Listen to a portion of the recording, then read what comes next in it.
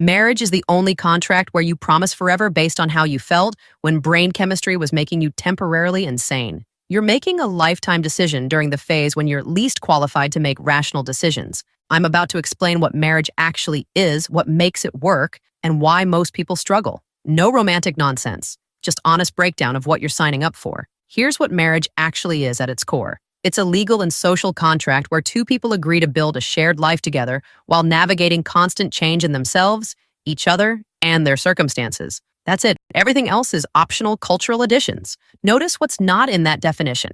Eternal happiness, constant romance, never being attracted to anyone else, automatic compatibility. These are myths that destroy marriages because people think something's wrong when reality doesn't match the fantasy. Marriage isn't finding your soulmate and living happily ever after. Marriage is choosing a compatible partner and then both of you working daily to maintain friendship, intimacy, and shared purpose while your bodies age, your interests change, your careers evolve, and life throws curveballs at you constantly.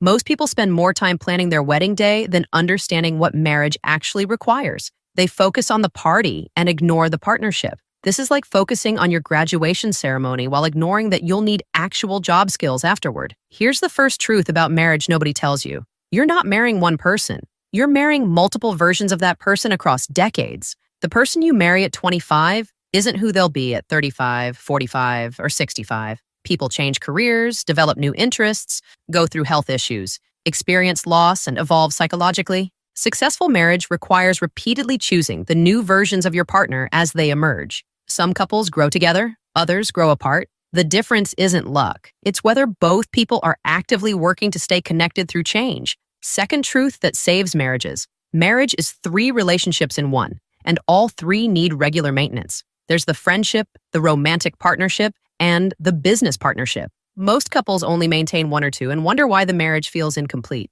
The friendship is about enjoying each other's company, having fun together, and being each other's preferred person. When friendship dies, you become roommates who happen to be legally bound. The romantic partnership is about physical intimacy, emotional connection, and keeping the spark alive through intentional effort. When romance dies, you become friends without benefits. The business partnership is about managing money, household responsibilities, parenting decisions, and life logistics as a team. When this fails, resentment builds from unequal burdens. You need all 3. Just friendship becomes boring. Just romance becomes shallow. Just business becomes transactional. The strongest marriages maintain all 3 dimensions continuously. Third truth about marriage. Love is not enough. Compatibility matters more than chemistry. Shared values matter more than shared hobbies. Commitment matters more than feelings. Most marriages fail not because people stop loving each other, but because they're fundamentally incompatible in ways that daily life exposes over time. You can love someone deeply and still be wrong for each other. Different financial values, different parenting styles, different life priorities, different communication patterns. These incompatibilities don't magically resolve through love. They create daily friction that wears down even strong feelings. This is why choosing your spouse is the most important decision you'll make. You're choosing your co-parent, financial partner, retirement companion, and the person who will make medical decisions for you when you can't. Choose based on compatibility for that reality, not just how they make you feel during the honeymoon phase. Fourth truth about successful marriage. It requires specific skills that most people don't have naturally. Conflict resolution without attacking character, emotional regulation during disagreements, clear communication about needs and expectations, compromise on things that matter to both of you, taking responsibility for your contribution to problems. These aren't skills you're born with. They're learned abilities that require practice. The couples who stay happily married aren't lucky. They're skilled. They've learned how to fight fair, communicate clearly, repair after conflicts, maintain intimacy during stress, and adapt to change together. Fifth truth that prevents divorce. Marriage has predictable stages, and each stage has different challenges. The first 2 years are adjustment to shared life. Years 3 to 7 involve establishing routines and possibly starting families. Years 8 to 15 often include career building and raising children. Later years involve empty nesting, health changes, and redefining connection. Each stage requires different things from you. Couples who think marriage should feel the same throughout struggle when it naturally changes. Understanding these stages prevents the mistake of thinking change means failure. Your marriage will feel different at year 10 than year 1. That's not a problem to fix. That's normal evolution. Here's the uncomfortable truth about marriage and happiness. Marriage doesn't make you happy. Happy people create happy marriages. If you're miserable single, marriage won't fix that. You'll just be miserable with a legal contract and another person's needs to manage. Marriage amplifies what you already are. If you're generally content, stable, and fulfilled, marriage can enhance that. If you're unhappy, insecure, or unfulfilled, marriage will magnify those issues. This is why working on yourself before marriage is crucial. Develop emotional regulation, build financial stability, create individual purpose and identity. These things don't magically appear after saying vows. Now let's talk about why marriages actually fail. Most people think affairs, money problems, or growing apart are causes of divorce.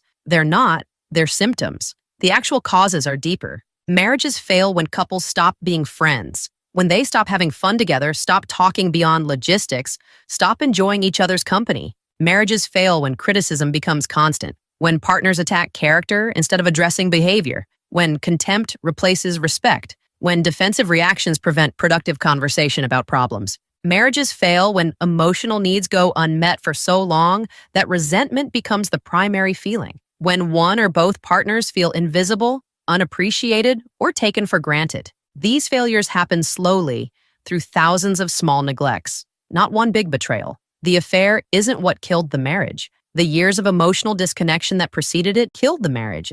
This means building strong marriages requires addressing small disconnections daily before they become major problems. Regular check-ins about how you're both feeling. Intentional time together without distractions. Consistent appreciation. Addressing small resentments before they become large ones. Here's what successful marriage looks like in practice. Two people who chose each other based on compatibility, who actively maintain friendship through shared experiences, who keep romance alive through intentional intimacy, who function as an effective team managing life logistics. They communicate clearly about needs and feelings. They fight about issues without attacking each other's character. They repair quickly after conflicts instead of holding grudges. They adapt to change by staying curious about each other's evolution. They don't expect their spouse to meet all their needs. They maintain individual identities, friendships, and interests outside the marriage. They support each other's growth rather than requiring their partner stay the same forever. Most importantly, they understand marriage is a daily choice, not just a wedding day promise.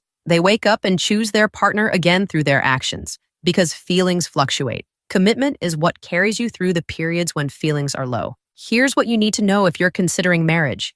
Don't marry potential. Marry reality. Don't marry someone hoping they'll change. Marry someone whose current values and life approach already work for you. Don't marry to fix loneliness or meet social expectations. Marry because you found someone genuinely compatible who you enjoy building life with. Don't marry during the brain chemistry phase of early love. Wait until the chemicals normalize and you can see each other clearly. If you still actively choose each other after 2 years, that's meaningful data. And if you're already married and struggling, understand that marriage is a skill set you can develop. The couples who stay together aren't just lucky, they're committed to learning the communication and conflict resolution skills that make partnership work. Marriage isn't about finding the perfect person, it's about being the right kind of partner and choosing someone who's also committed to being the right kind of partner. When both people do that consistently, marriage works.